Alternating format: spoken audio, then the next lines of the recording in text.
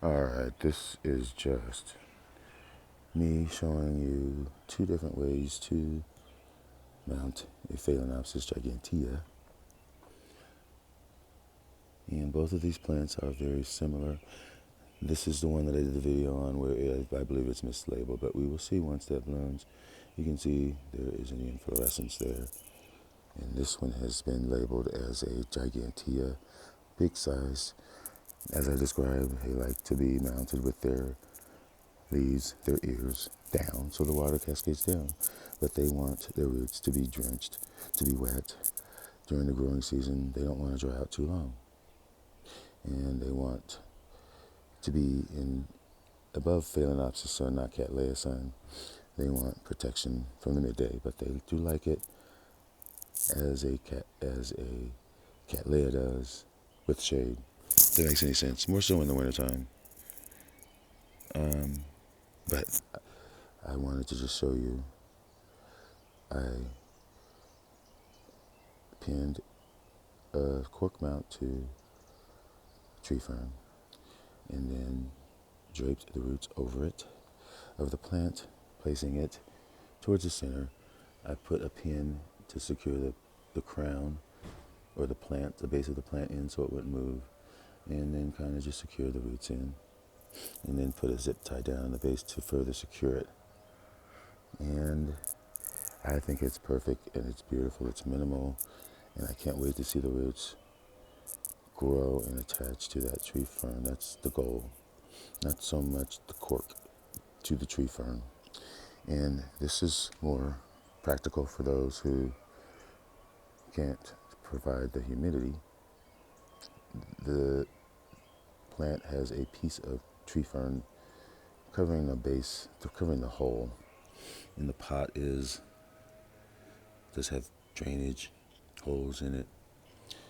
And then I placed the plant roots over the bottom of the tree fern to serve as something to anchor it to before I fill it in. And once that was done, then I added some moss around the roots and then just backfilled it in with Phalaenopsis mix, watered it well. And really that's simple. Just make sure that the plant itself is centered properly where the crown is facing down. The base of the plant is above the level of the soil. If it's mounted, that's can already take care of itself. And really, whatever you fill it with just needs to be moisture retentive, but yet has pieces in there to give it some drainage.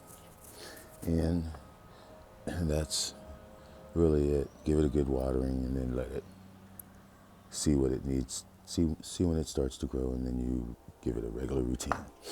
So, and this is the same principle, although this is a cross. This is my mock Chayu, which has Gigantea in it. And it still is potted in the same fashion, where the leaves are hanging to one side, the crown kind of at an angle so that the water does not get caught. And I've caught a spike below the base, which is typical of Gigantea, i.e. that, and had to dig some of it out, and I have it propped up with that other tag, but to make sure that it doesn't blast or, just try to keep it dry. But still, it is in the same fashion, same way as those.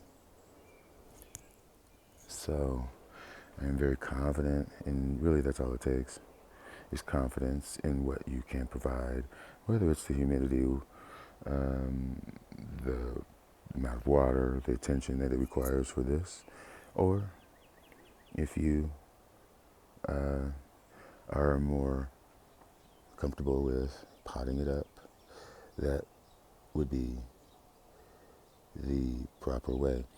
No concern at all to be regarding these roots that are pointing in all directions, because